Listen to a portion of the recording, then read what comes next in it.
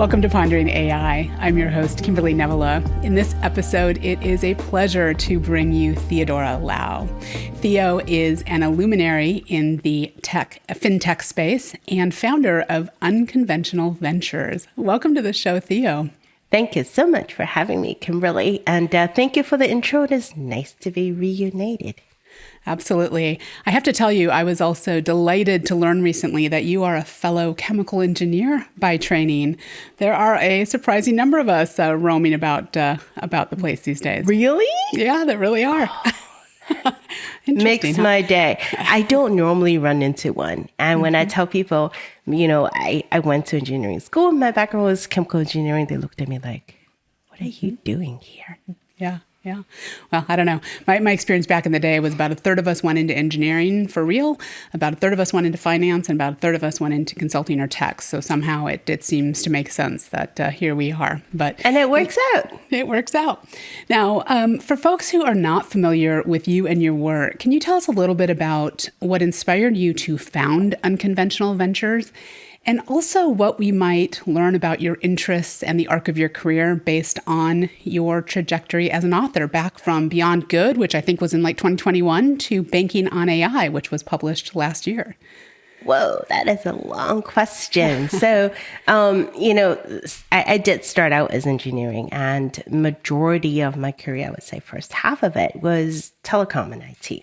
So I spent a lot of time with various carriers and providers, building systems, tearing systems down, back from the landline days. So I'm absolutely dating myself all the way to wireless and high-speed wireless. Took a little break, and as luck would have it, I end up in a nonprofit looking at how can we use technology to help people get a more healthier life as we get older. Now, it took me a few months, and then I realized, wait a minute, you really can't tell people to live healthy and eat healthy and do all these healthy things unless you don't have to worry about money. Financial security is the basis of a lot of things that we do that we have to build upon. And so I switched my focus to working with founders and FIs and innovators, VCs, and what have you, to look at how can we create solutions to create a better and more secure future for everyone as we get older. That was about 10 years ago, and that's how my journey into fintech and financial services started. I would be the first one to tell you, I am not a writer. I am not good with writing. I never really took writing classes. As a matter of fact, I was born and raised in Hong Kong, and the education system there is, ever since 7th grade onwards, you decide whether or not you want a STEM path or a non-STEM path. I chose the STEM part, which is physics, biology, and mathematics, pure math, everything except writing. There was no writing. There was nothing of that nature. Same with my engineering school. So I actually don't write in a typical sense. I write in sticky notes. I would have sentences and sticky notes, and I put sticky notes together, kind of like how you draw a block diagram. My thinking is a process flow diagram. If you see the boards where I have my concepts, you'll see boxes and arrows. It's like a flow chart, and that's how all my chapters have been conceived. Whenever I have an idea, I just put it on a sticky note and I stick it to the wall. And that's how my first, second, and third book came about. I love that you are engineering your book workflows as an author. Much. So there's hope for all of us out there who came up in the technical side of the house. And for anyone who hasn't yet read you, you are actually a very good author. You're very authentic, and you get to the point just very directly and in snippets that will stick with you, which is fantastic.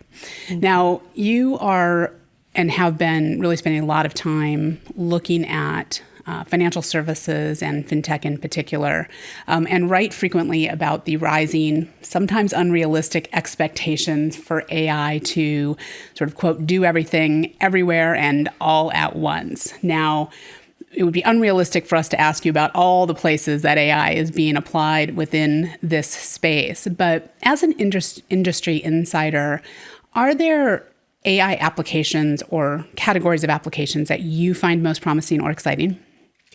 I think there is a dream that I have about 10 years ago now when I started in the NGO, and is a dream not yet realized, but it's way closer than how we've ever been, is, how our lives is pretty much managed by this little guy right here, right? We walk around with it as a mini computer that we carry in our pocket. It knows everything about us. I'll be lost. I'll be okay losing a wallet. I would be very lost if I lose my phone. So if you think about how much we interact with this device and how much it, quote unquote, knows our habits, knows our circle, knows where we spend money, knows where we save money, know where we buy things, and know what the different life stages that we might be in. It would be amazing if we can collate all of that data, the behavioral insights, and where we are, in addition to the people around us, our financial obligations, past, present, and future. Bring all of that together to help us create a GPS for our financial lives. Pretty much like how you go into a call. Now, we don't even think twice. We definitely do not bring those AAA maps anymore. We don't print out MapQuest. That was years ago. But now we just put in our destination and we trust whatever application that we use to take us from point A to point B. We trust that it will reroute us and give us suggestions for different routes if we need to go from here to there, should we want to stop in a different destination or a midpoint. If we were to think about financial services in that way, I know where I am right now. I know my obligations around us. I know in just about 2 years' time, my son will be in college. I know another 2 years after that, my daughter will be in college. And I know somewhere around here, my parents are now, my dad just turned 80 last year. So somewhere, sometime, I will need to start picking up more financial caregiving abilities and responsibilities. I am going to be 53 this year. So you can kind of like add all of these data points. I know eventually I want to retire, but how do I go from now to where I need to be with all the steps along the way, with all the things I need to be to need to do, right? And that's where I have a lot of hope that when we think about data around us, not just financial data, but all health data, personal data, when I think about the ability for algorithms to run through all the different scenarios for us, that it can guide us to where we need to go. Now, this is really interesting.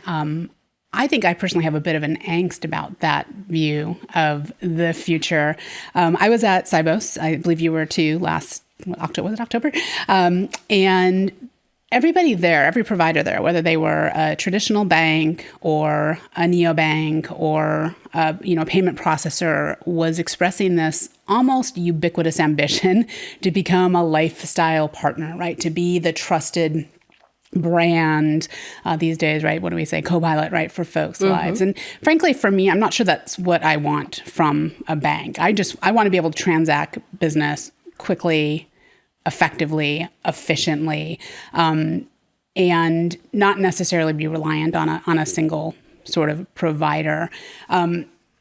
Especially when we widen that view and we look at every retailer out there wants to do the same thing, right? Amazon wants to do the same thing. Apple wants to do the same thing. Across all of these areas, everybody wants to sort of do that. So what is your perspective on that aspiration, and how is that changing how maybe financial services companies view consumers, and what are some of the implications for gaining and retaining their trust then? I think that's an absolutely valid concern, and I share a lot of those. I am very suspicious of any entity who wants my data. The first question I'll be like, why do you want it, and where are you keeping it? What are you doing with it, right? And as consumers, especially in the US, unfortunately, we don't really have a lot of good answers to those questions. We don't have a lot of the same protections that some other jurisdictions might offer to their citizens.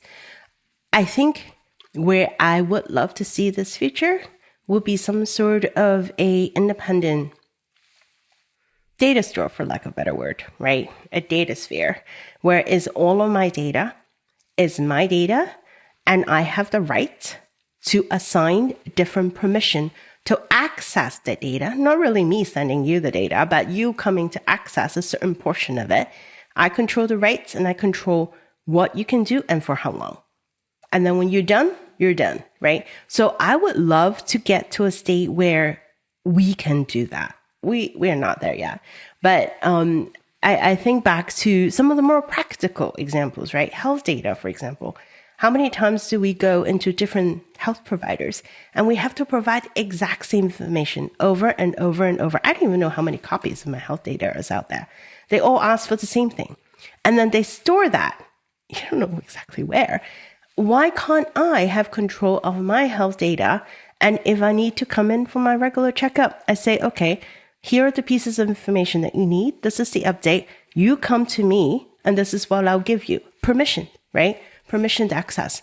I would love to see that. And if we can get to that state where, I have control of this layer, then I would be okay with, well, here I have my own little personal agent and it can do all these things for me. Instead of me trusting a particular entity, be it a big tech, be it a, financial services company, be it a FinTech, what have you, to do that for me. I think from that perspective, it feels safer. It feels more like we have control. Because right now, I think a lot of us feel like we are the product, right? That's what people often say, is we can use email for free because they have access to the data that we have and they sell us ads, etc. Why can't we change that model? Mm-hmm. Yeah, it's a great question. Why can't we? And certainly you see then AI, I'm using AI broadly, including but not limited to generative AI as a key facilitator of that type of a model. It is interesting, however, and I'm gonna come off in this episode as the I guess a financial services skeptic, but we definitely see in areas like when it comes to security, where this is both a boon and a threat, generative AI in particular. And I've had some interesting experiences of late where I was asked I had to call the bank for something. If I have to call you, I'm probably already not very happy.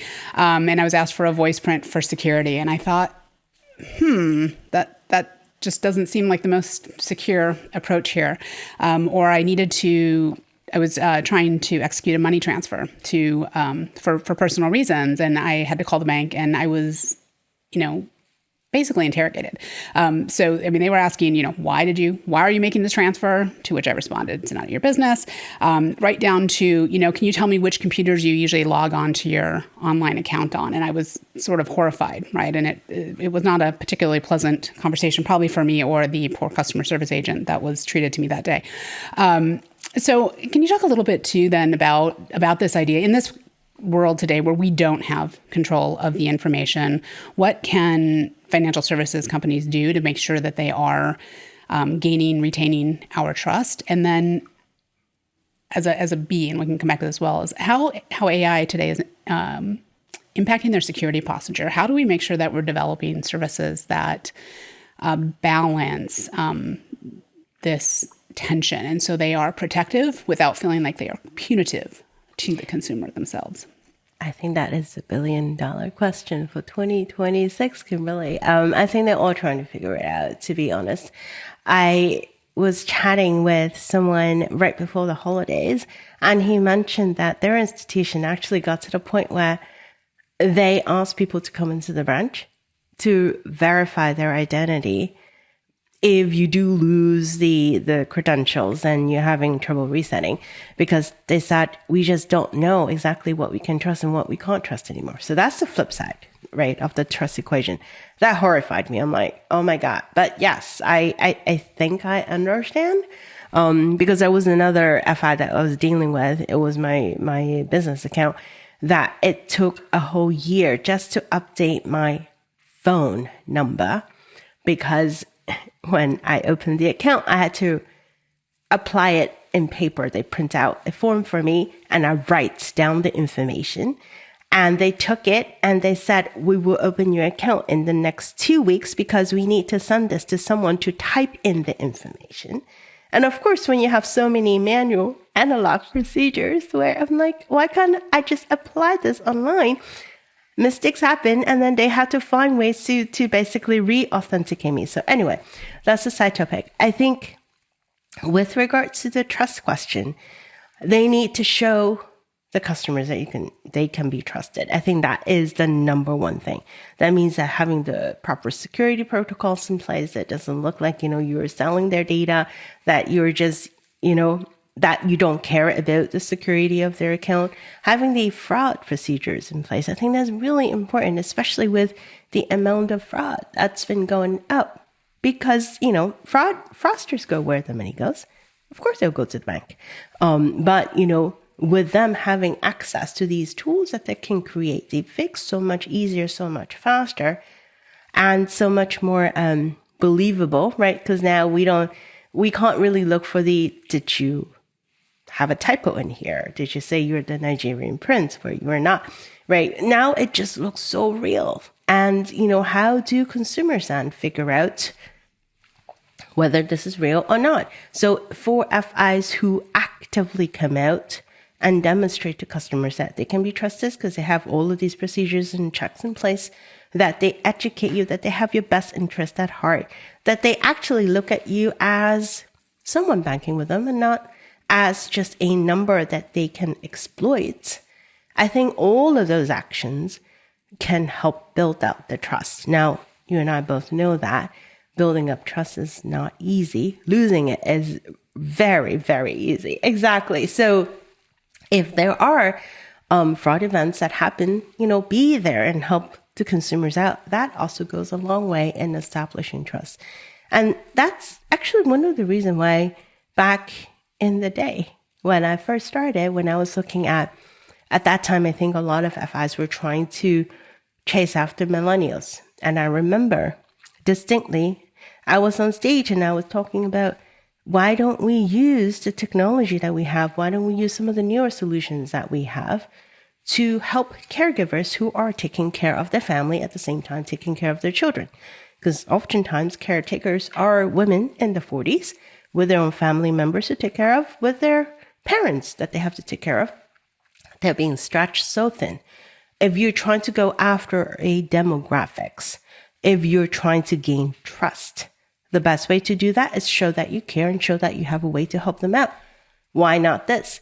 And I remember, this was 10 years ago now, but someone literally, he looked me in the eye. He said, we don't do old people. Now, how far does that go in establishing trust, AI or not, right?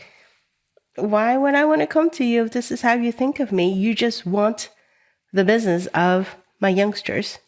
You don't care about me, and you don't care about my parents, who I care about. That's a no-go. So I think there's a lot more that we can do. We have the data points. A good friend of mine once told me, she said, if you think about the process of applying for a mortgage, for example, right, for credit, your first interaction is at the point when you have all these piles of paperwork, talk about hundreds of pages, that they check everything, your income, the past 5 addresses that you have, et cetera, et cetera. They know all these things about you. They use it for that one milestone, which is the transaction, which is extending your credit. When's the next time you hear from them? When your first payment is due. When's the next time you hear from them? When your second payment is due. That's it. They're only there for you for your first transaction and when they need to get your money. Now, smart providers would think about, wait a minute, now I have all of this information about this particular family that just purchased a home. What else can I do for them? Not now, maybe a few years down the road. Would you be looking to replace the windows? We know this is very expensive. How can we help? Would you be looking to upgrade or renovate, a part of your house 10 years down the road? Or, you look like you might be an empty nester soon, et cetera, et cetera. There are so many moments, not just in the major milestone, but also in between moments that we could provide services for the people that we serve, if only we pay attention. Mm-hmm. And would you see that happening in an opt-in sort of way versus a sort of a pull versus a push, or should people have the option to make that decision? I think people should have that option. Otherwise, it will be a little creepy. Yeah, it could definitely be a little bit creepy. So, knowing that we have to kind of start where we're at, are there examples? Call them use cases, call them applications where you've seen recently, even within the ecosystem that we have, where folks are really applying, have used AI well to really lean into and improve that consumer experience? I think a lot of the we're not going to talk about the chatbots because I think that's been talked about often too much. Some of the more recent ones that I love. So there was a use case I quoted in the book where it's actually from a German service provider. And what's been really interesting about them is they target a particular segment. They work mostly with medical students in universities. And what they do is they, in here, right, for example, in the US, typically the first reaction would be, oh yeah, you give them student loans and then be done with it. But what they do is they actually look at the entire community, for lack of a better word, of medical professionals, starting from when they're in the uni and helping them create the community with the people that are already practicing. And when they graduate, when you already have that connection and network in place, then it's easier for them to find practices that they can join.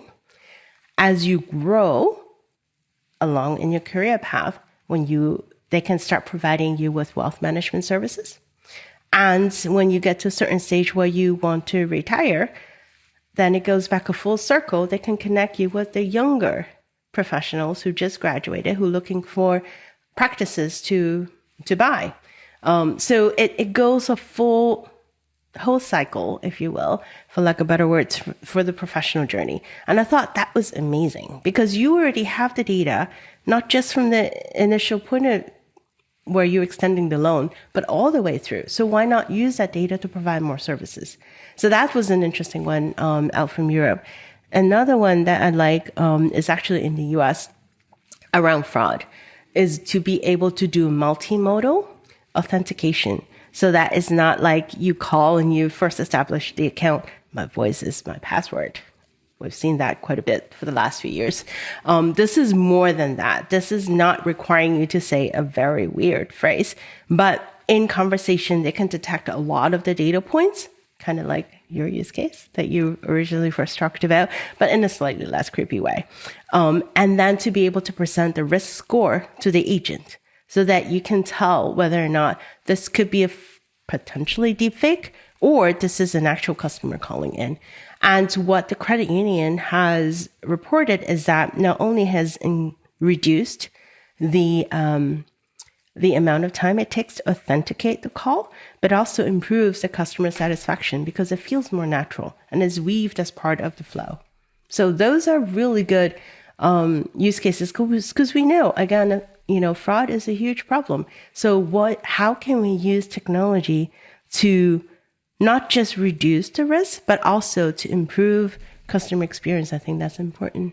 Mm-hmm.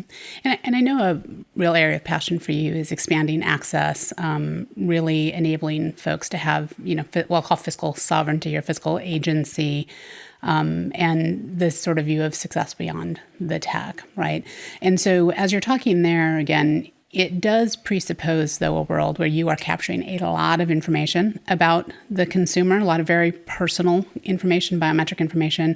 But it also presupposes that folks are digitally enabled. Mm-hmm. So can you talk a little bit about, and again, maybe just categorically or on balance, if our current approaches to AI, to digital transformation in financial services, are widening or collapsing the digital divide? I would love to be able to say it is closing the divide, but from everything we've seen so far, I think is increasing the divide.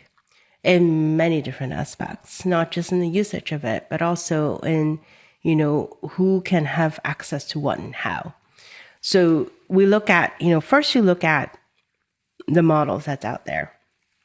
Majority of them are trained on Western languages, right? The world has quite a few billions of people. Not everyone's first language is English. And so that already precludes a lot of the data set from demographics of people who first language is not English, or if their language and their culture is not documented on the internet, they're already not there because a lot of the models trained on data that's available on the internet. For, demographics whose culture is more verbal, again, is not a part of that big universe of models, if you will, for lack of better words.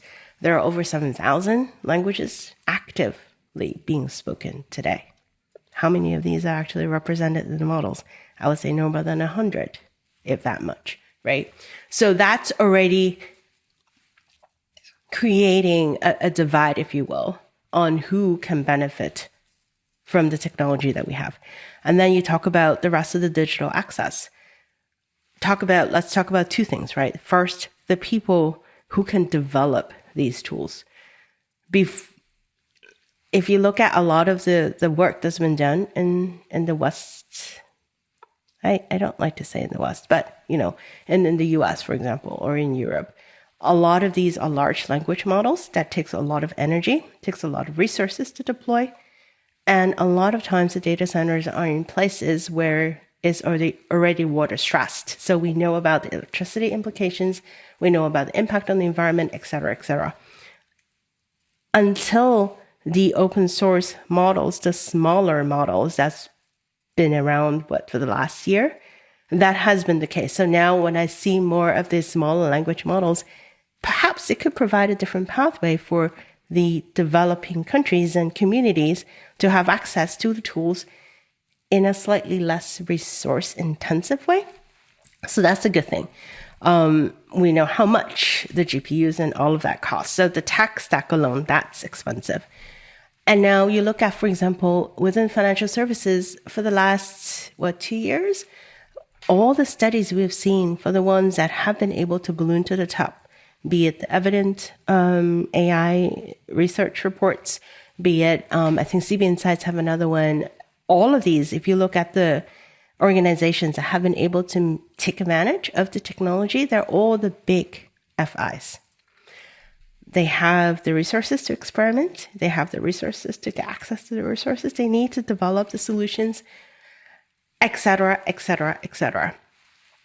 I would love for this to change, and I think it will slowly change. It will require, I don't want to say courage, but perhaps courage is a good word to say. Courage to try to identify what they can do with the technology. A lot of the perception is, oh my God, this is going to be such an expensive and a long undertaking. We don't have resources. That's predominantly what I always hear.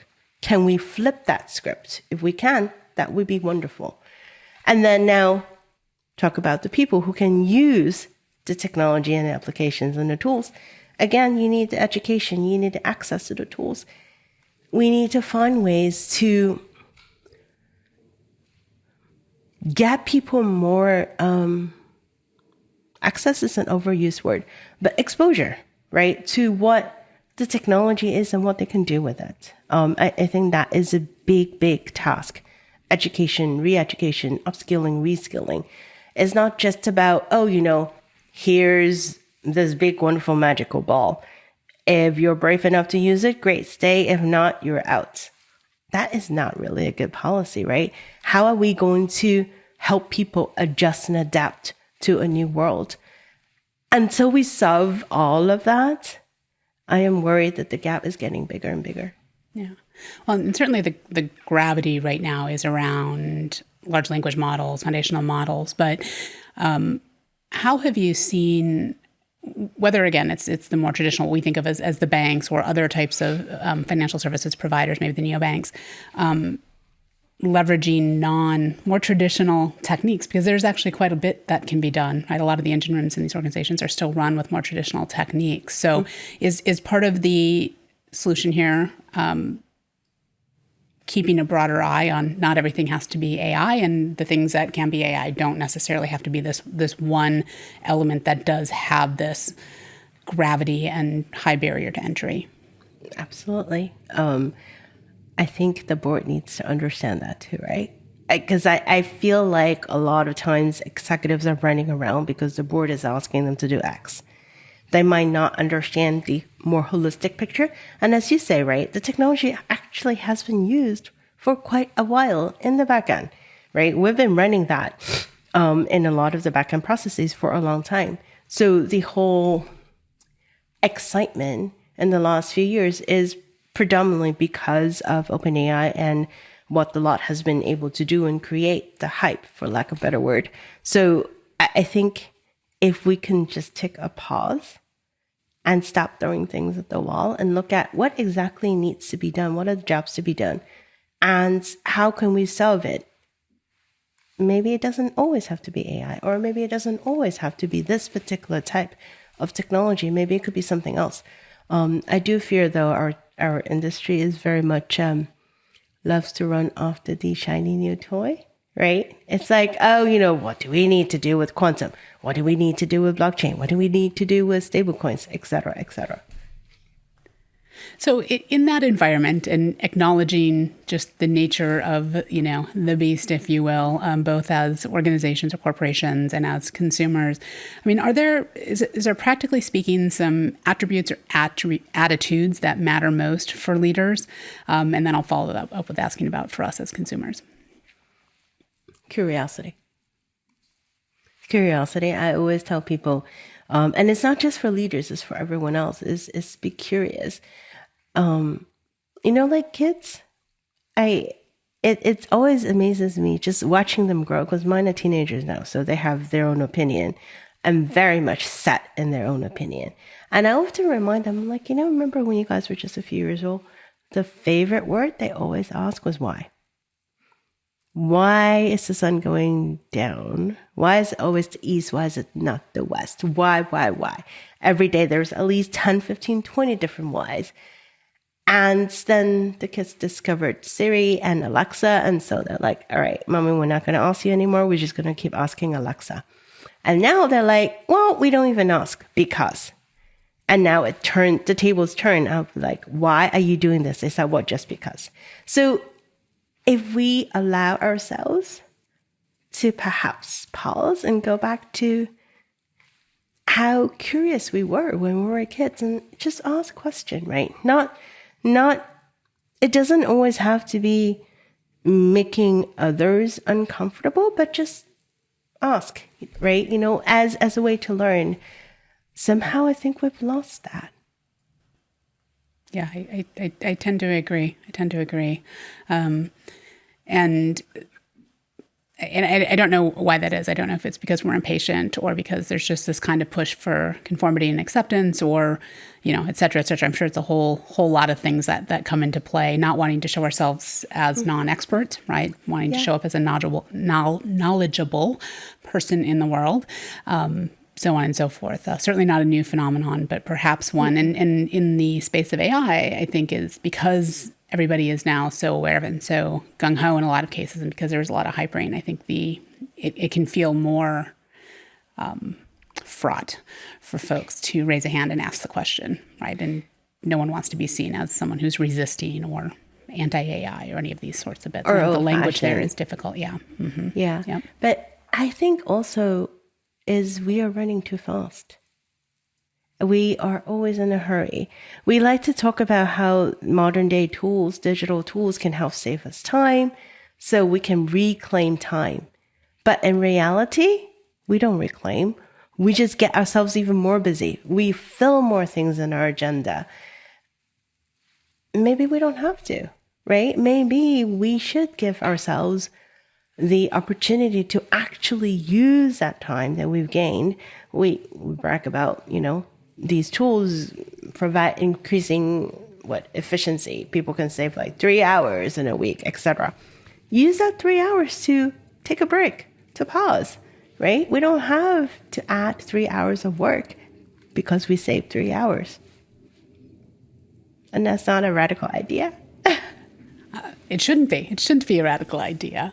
But, I wonder if there's a corollary here when we think about, in the context of even something like financial services, where you were talking early on about, wouldn't it be great if you could, for a medical student, help them start to develop some foresight about what they're going to need in the next phase of their life and how this is going to kind of move right down the path. Or I have this conversation with my own nieces and nephews about just starting to put a little bit of money away now, even though, I always tell them I saved more money when I was making less money, and there's a really important lesson in there somewhere. But thinking about these things early and often, where with all of the rich set of information we have, could we also, as financial services providers, be looking not necessarily to force a decision or push an action at somebody, but just to provide them guidance, something that, and actually saying, here's some information for you to consider very openly. And again, in that way, develop that sort of relationship. So it's guidance and not sort of, action, I suppose. Yeah, guidance, or perhaps not shaming. We like to do a lot of, these younger people, they don't know how to save anymore. Or worse, people in your age, they have done X already, right? But why, right? On one hand, we tell everyone we are all different. And then on the other hand, you're like, but wait, people in your group living in your zip code, they have done all these things, so you're behind. That's not helpful. That's not helpful. I think the other part too is, someone told me this, that it's really hard to think about what you might need in 10, 15 years when you can't even figure out what you're going to do next month, right? So giving that base of financial security, addressing really what's on top of their mind at the dinner table, that's also important. You can't tell someone like, hey, you really need to start saving for retirement when they have $200,000 in student loan. How do I do that? I can't even pay my rent right now, and my wages might be garnished. And now you're telling me I need to start saving? We can't do that, right? So I think things are way more connected and interconnected than at surface.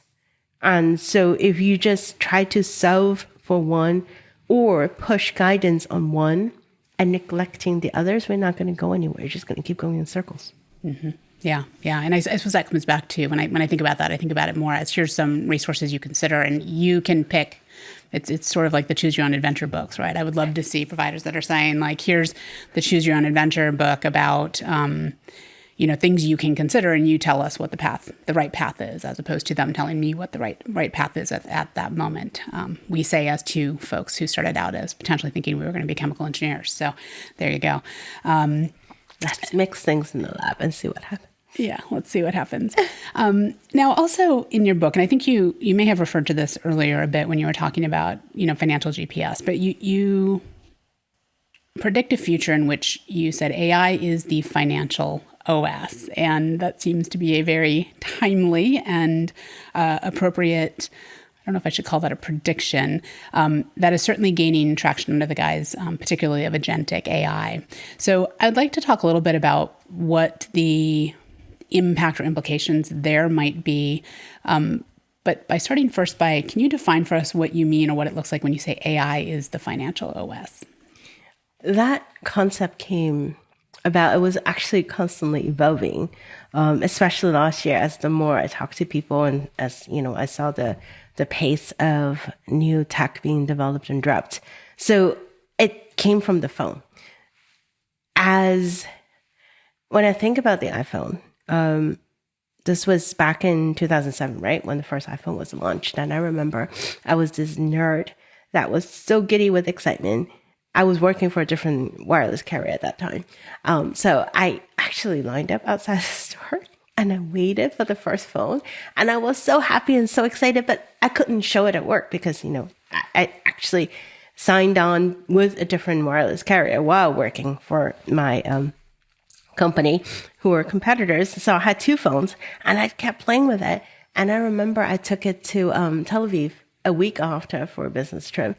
And I was showing people, oh my God, you have this thing and you can access the internet And, you have this interface that is so cool. You don't have the keyboard anymore. And here is a weather app. I don't know why I was constantly checking weather, but I thought it was really cool just because you could, right? And I came back with a data roaming bill that was over $300 some just from a week of nonstop checking the weather app.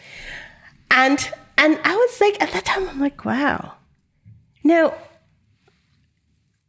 2007, if we go back in time and think about at that time, you had Nokia. I love Nokia, the bar phone that we had. And people were looking at this iPhone. They're like, well, no one needs to carry a mini computer around. There's no use case. It's a niche, because it needs all of these things. So everyone comes up with all kinds of reasons why it wouldn't take off. Almost 20 years later, now it becomes indispensable. Now we're carrying data around us. Now we are transferring money in the middle of a restaurant. Now we're getting a car ride in the middle of Manhattan on a rainy Friday afternoon. Our life has changed upside down. Our lifestyle became very mobile. A lot of these development happened not because of the iPhone, but because of the iOS. Because of the ecosystem that it created, it brought together all the developers, it brought together new ecosystems of players, it brought together new industries, new ways of thinking about how we can use data. So if I were to take that concept and fast forward to here, to the moment that we are in right now, where when we wake up, we don't just check email. Oftentimes people say they wake up and they chat with their generative AI chatbot. No, I'm not going to make judgment on whether or not that was a good thing or not. But the little bot that people have been using and growing attached to is becoming a indispensable part of a lot of people's lives, to the point where there are now more people using GenAI chatbot to search for banking services than there were a year ago. People would talk to the bot. There are studies being done between Perplexity, ChatGPT, and I forgot which one. I think the third one might be Claude or Gemini. But they were looking at the patterns of people, what they're using these bots for. They're asking for advice on how do I lower, my debt? What is the best way to find lower cost services, XYZ? How do I get out of debt, et cetera, et cetera. So not just the silly questions, that we ask, not just the work type of questions that we ask, but actually personal finance questions that you would think people would have gone to their bank for. And now they're asking the bot, right? And you see the development of agentic commerce, where people are like, well, you initiate the search and the product discovery in one of those bots. And guess what? Not only you can discover the product, now you can go all the way down to checkout, to pay, without leaving that interface. So everything else become abstract.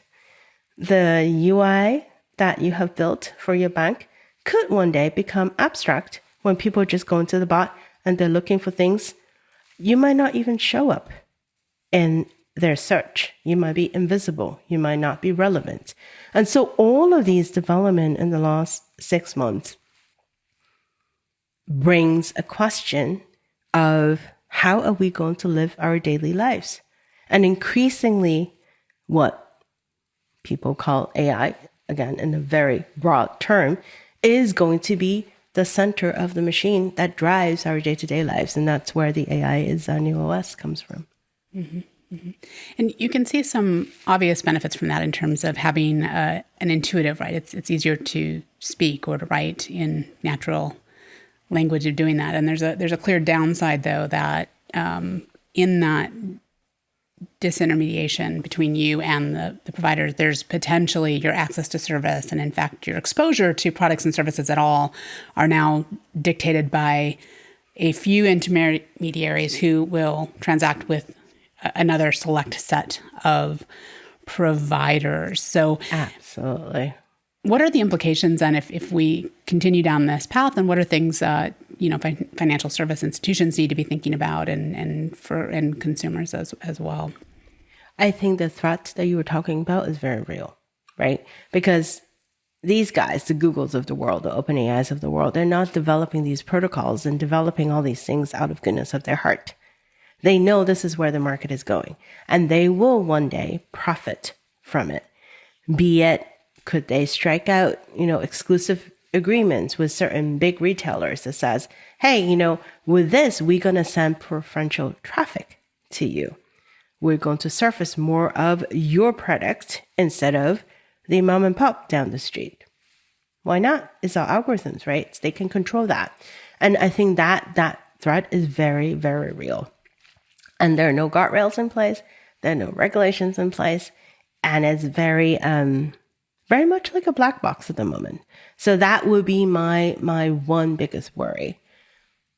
From a bank's perspective, there is a company called Avenue Z, and 2 months ago, I believe, they came out with a report on visibility of digital banks in the AI world. And what they did was they looked through searches when consumers use the generative AI bots and what are the brands that show up. Over 83% of the brands that show up are the top 10 that they listed. That's it. So if you're not one of those 10, then you might have a problem because people won't even come to find you. They won't even know you, right? And I think that will be one of the big problems that financial institutions have as they go more digital, right? People are talking about closing branches. How do you stay visible to consumers when they are not coming to you for service, when they're relying on a layer that is abstracted from you? How will you show up where they are? I think that is a huge question for FIs. And if they're not thinking about it, they really need to be. Mm-hmm. So as you look out over this very exciting, turbulent in many ways landscape, what are you going to be keeping an especially sharp eye on in the coming, I was going to say months, but really pick your horizon, months, years, weeks? 1 week at a time. I think, oh God, a lot of things. I think first and foremost, I do worry a lot about impact on people and on consumers, right? That's always a big part of the things that I read about, both personally and professionally. Because at the end of the day, we are serving people. We're not serving bots. At the end of the day, you and I are talking. I'm not talking to your avatar. These are real people and these are real lives. So how would the evolution of technology impact people who get employed or not get employed? That will be one big thing, impact on labor. Impact on, who gets a voice and who gets visibility in this new world. That will be the second big question. We talk a lot about technology bridging gaps. And as you mentioned, that might not always be the case. We talk a lot about, everyone needs to have a voice. Well, based on everything that has been developing, both from a technology and from a social perspective, I don't see that being, what we will see. So how can we work together to reverse that, to make sure people actually do have a representation on, what we're doing? I think that is a huge one. Risk is another big one. As much as we are evolving the technology and using it in different use cases in financial services, bad actors are also using the technology and evolving it to scam people. So how can we evolve technology and how can we evolve the risk framework to counter what bad people can use the technology for? How do we protect consumers? That is the third big one. That's a lot. That's a lot to think about. And if I might add, I think the last one I would be a little bit worried about is how the different jurisdictions work together. Because if we see where the US, where it's heading towards versus where the EU is heading versus what, for example, China came up with a huge new set of proposed regulations around AI on what they cannot use. You have the EU AI Act, you have Australia, you have a lot of different entities, and then you have the state level regulations that, are coming into play. How can providers navigate around that? I mean, the ecosystem is getting more and more fragmented when we're supposed to be coming together to use the technology and solve problems for good. And I feel like there's a lot of hurdles that we need to go through, that we need to break down before we can get there. Yeah. And so what final advice or words of wisdom would you leave with folks so that we remain heartened by and pursuing the great potential and don't just get downtrodden at all of the roadblocks ahead? Oh. My kids would tell me touch grass, but I love that. I love that your kids are saying touch grass. That's what they're saying. They're like, "Mommy, touch grass." I would say disconnect once in a while, but disconnect and talk to people, talk to real people, reach out to people, and just be human. I don't even know if that's the right advice, but be human, because it's far too easy to just stay in our own bubble and work through a problem and come up with 500 reasons why we can't do something. Perhaps if we get there, just disconnect. If we find ourselves in that state, disconnect and go talk to people. Go grab a cup of coffee. Go out and do something that is anti-digital. Not anti in a bad way, but, go back to the analog days, if we would. Read a book, go make a cup of coffee, something. Just be human.